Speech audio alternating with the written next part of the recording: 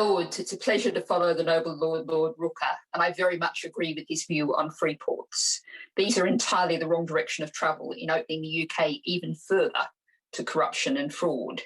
I would also agree with the noble Lord about the need to help small companies. They face an extremely unlevel playing field of heavy enforcement, while they don't actually have the same options, happily, for tax dodging, fraud and corruptions as the large ones have and all too often exercise. But I must begin really by commending the noble Lord Eatwell on his hugely powerful speech, and I'll be using social media to make sure it gets as wide a circulation as possible. And I will offer the Green Group's support for Amendments 49 and 50. I will only pick one point with which I disagree with the noble Lord Eatwell's words.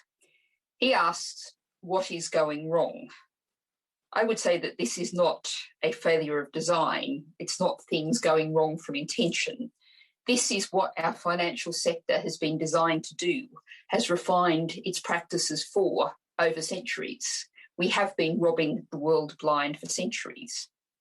I draw here on the work of the anthropologist Jason Hickel, who notes that during the entire 200-year history of British rule in India, there was a zero increase in per capita income. In fact, in the last half of the 19th century, when the British had most control, the income in India collapsed by half. The average life expectancy of Indians dropped by a fifth from 1870 to 1920. The financial sector was central in sucking, literally, lifeblood out of India and many other parts of the empire. Now, the Grand Committee is not going to be able to address that today, although I do note that last night Bristol City Council passed a measure aiming to start to do so. But we can start to prevent the damage we continue to do every day, the estimated £100 billion a year in dirty money washing into London that the noble Lord Seeker referred to, which all of these amendments in their various ways, all positive, seek to do. I think it's worth thinking about that figure, £100 billion. That's roughly the cost of the NHS.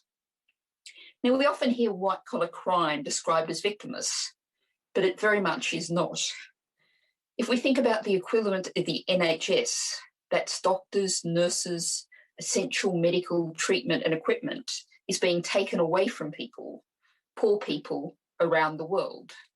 People die in large numbers as a result of these crimes happening just down the road from where your Lordship's committee is sitting. We hear much talk of global Britain, of finding a new place in the world after Brexit. Well, this is a world that's increasingly intolerant of bribery, corruption and money laundering, something the recent US election result can only contribute to. Now, I'm going to be reasonably brief in this contribution as I want to save some of the time I might have used here for later. And the positive improvement outlined here have already been effectively, efficiently and powerfully explained and advocated for. I will briefly specifically mention Amendment 51A in the name of the noble Lord Seeker. What this is talking about is consistentness, effectiveness and efficiency. And I would wonder how the government could possibly be opposed to efficiency in regulation, something that it often talks about.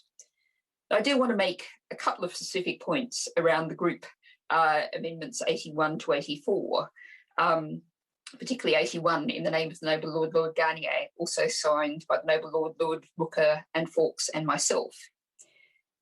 Now, a number of speakers in addressing these amendments have already referred to reports by Transparency International, the Tax Justice Network, Spotlight on Corruption, and other campaigning and expert groups. But I want to make reference to a report out last week from the Organisation for Economic Cooperation, a report titled Ending the Shell Game, which covers criminal professional enablers, described as a potpourri of whizzes with special skills, including tax advisors, wealth managers, lawyers, accountants, company formation agents and trust companies, the kinds of people that these amendments seek to address, their behaviour seek to rein in. And this report from the Organisation for Economic Cooperation notes that many member countries have a poor track record in holding these various sectors to account. Now, there's two recommendations from this report, which is, of course, not a radical campaigning group, very much a mainstream organisation. It recommends tougher laws to hold these enablers criminally liable, which we are aiming for here. Surely the government must act. If it won't listen to the experts here in Grand Committee, maybe it will listen to this group and consider how the rest of the world sees it. More, this report says that the countries should create national strategies to deal with the problem of professional enablers. So perhaps the noble lady, the Baroness, in responding, can indicate whether the government plans to follow this recommendation. If not now, perhaps through correspondence in the future. Thank you, my lords.